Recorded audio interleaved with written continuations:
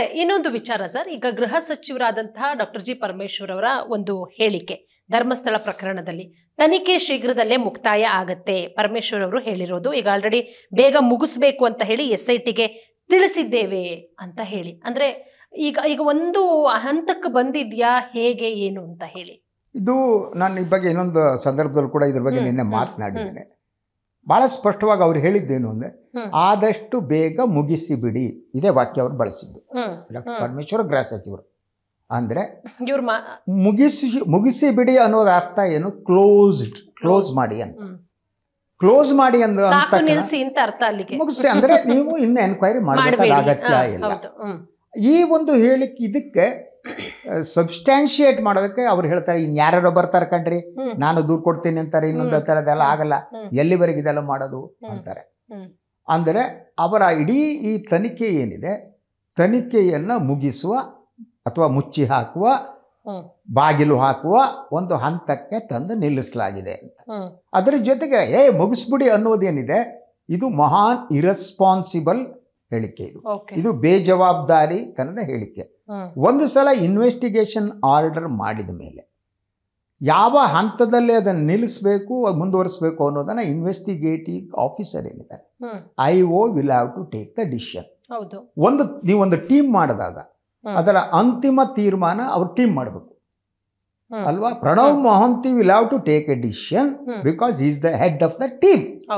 ಏನು whether to continue the investigation or not, ಅದನ್ನು continue ಮಾಡಿದ್ರೆ ಯಾಕೆ ಮಾಡಬೇಕು, ನಿಲ್ಲಿಸಿದ್ರೆ ಯಾಕೆ ನಿಲ್ಲಿಸಬೇಕು ಅನ್ನೋ ತೀರ್ಮಾನ ಏನಿದೆ ಅದು ಪ್ರಣವ್ ಮೊಹಂತಿ ಅವ್ರದ್ದೇ ಆಗಬೇಕು. ಸರ್ಕಾರ ಕೂಡ ಇಂಟರ್ಫಿಯರ್ ಮಾಡಬಾರ್ದು.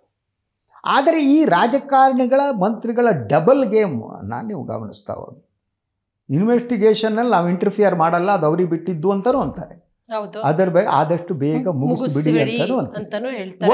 ಒಂದು ಹೇಳಿಕೆಗಳೇನೆ ವಿರುದ್ಧವಾಗಿವೆ. ಇದರ ಅರ್ಥ ಏನು ಅಂತಂದರೆ, ಒಂದು ಇಡೀ ಇನ್ವೆಸ್ಟಿಗೇಷನ್ನಲ್ಲಿ ಗೌರ್ಮೆಂಟ್ ಈಸ್ ಇಂಟರ್ಫಿಯರಿಂಗ್. ಗೃಹ ಸಚಿವರ ಇಂಟರ್ಫಿಯರೆನ್ಸ್ ಮೊದಲೇ ಗೊತ್ತಾಗಿದೆ ನಮಗೆ, ಇದು ಷಡ್ಯಂತ್ರ ಅಂತ ಹೇಳಿದ್ರೆ ಅದಾದ ಮೇಲೆ ಪರಮೇಶ್ವರ್ ನೀಡಿದ ಬೇರೆ ಬೇರೆ ಹೇಳಿಕೆಗಳು ದಟ್ ಇಂಟರ್ಫಿಯರೆನ್ಸ್ ಅನ್ನೋದು ಬಹಳ ಸ್ಪಷ್ಟವಾಗಿ ಕಾಣ್ತಾ ಇದೆ. ಈಗ ಮುಗಿಸಿ ಬಿಡಿ, ಕ್ಲೋಸ್ ಇಟ್ ಅಂದರೆ ಇದು ಇಡೀ ಸರ್ಕಾರದ ತೀರ್ಮಾನವೇ, ಸಚಿವ ಸಂಪುಟದ ತೀರ್ಮಾನವೇ, ಮುಖ್ಯಮಂತ್ರಿಗಳ ತೀರ್ಮಾನವೇ, ಅಥವಾ ಗೃಹ ಸಚಿವರ ವೈಯಕ್ತಿಕ ತೀರ್ಮಾನವೇ? ಇದು ಸ್ಪಷ್ಟವಾಗಬೇಕು. ಇದು ಮೊದಲು ಸ್ಪಷ್ಟವಾಗಬೇಕು. ಇದು ಆದಮೇಲೆ ಹಾಗಿದ್ರೆ ಅಂಥ ತೀರ್ಮಾನವನ್ನು ಯಾಕೆ ತಗೋತೀರಿ? ಈಗ ನೋಡಿ, ಇನ್ವೆಸ್ಟಿಗೇಷನ್ ಈ ಹಂತದಲ್ಲಿ ಬಂದಾಗ ಹಲವು ಬೆಳವಣಿಗೆಗಳಾಗ್ತವೆ. ಲೇಟೆಸ್ಟ್ ಮಾಹಿತಿಯ ಪ್ರಕಾರ ಆ ಗ್ರಾಮ ಪಂಚಾಯಿತಿ ಅಧ್ಯಕ್ಷರನ್ನ ಕರೆದು ಏನು ವಿಚಾರಣೆ ನಡೆಸಿದ್ರು SIT ಅವರು ಮೊನ್ನೆ 2-3 ದಿವಸ. ಆಗ ಕೆಲವು ಮಹತ್ತರ ಸುಳಿವುಗಳು ದೊರಕಿದೆ ಅಂತ ಹೇಳಲಾಗ್ತಾ ಇದೆ.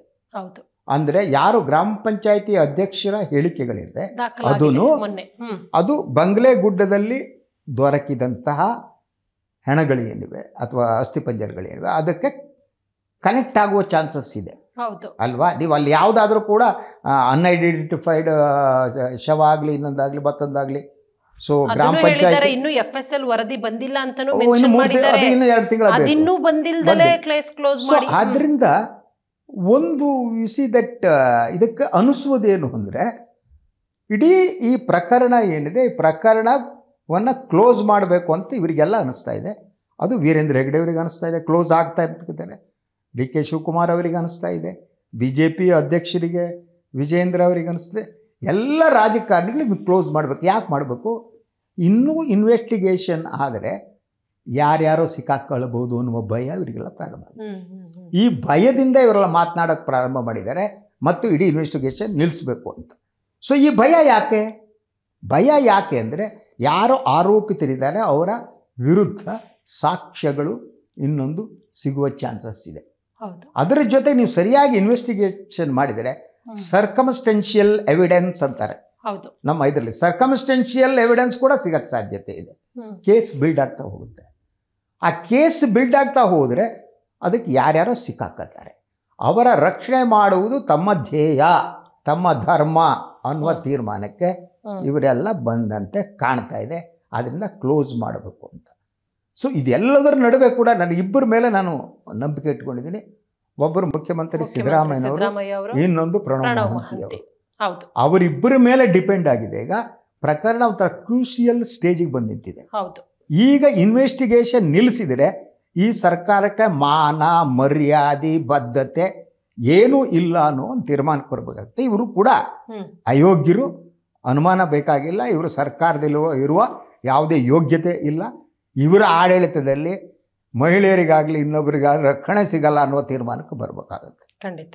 ಅದನ್ನು ಮೀರಿ ಇವರೆಲ್ಲ ಒತ್ತಡಗಳ ನಡುವೆ ಸಿದ್ದರಾಮಯ್ಯ ಈ ತನಿಖೆ ಮುಂದುವರಿಸಿ ತಪ್ಪಿತಸ್ಥರಿಗೆ ಶಿಕ್ಷೆ ಆಗಂಗೆ ಮಾಡಿದರೆ ಇತಿಹಾಸ ಅವರ ನೆನಪಿನಲ್ಲಿ ಇಟ್ಕೊಳ್ಳುತ್ತೆ. ಎಕ್ಸಾಕ್ಟ್ಲಿ. ಜನ ಎಕ್ಸ್ಪೆಕ್ಟ್ ಮಾಡುವುದು ಅದೇನೆ.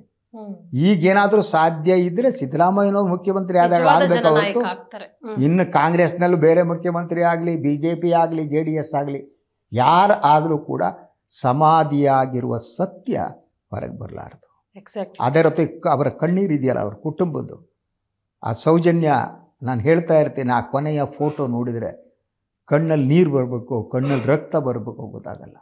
ಅದ್ರ ಜೊತೆಗೆ ಉಳಿದೆಲ್ಲ ಅವರ ಕುಟುಂಬ ಇದೆಯಲ್ಲ, ಅವ್ರದ್ದೆಲ್ಲರ ಕುಟುಂಬಗಳು, ಅವ್ರ ಮನೆಯವ್ರ ಕಣ್ಣೀರು, ಅದಕ್ಕೊಂದು ಸ್ಪಂದನ ಇಲ್ಲದಿದ್ದರೆ, ಆ ತಪ್ಪಿತಸ್ಥರು ಯಾರು ಅಂತ ಗೊತ್ತಾಗಬೇಕಲ್ವ.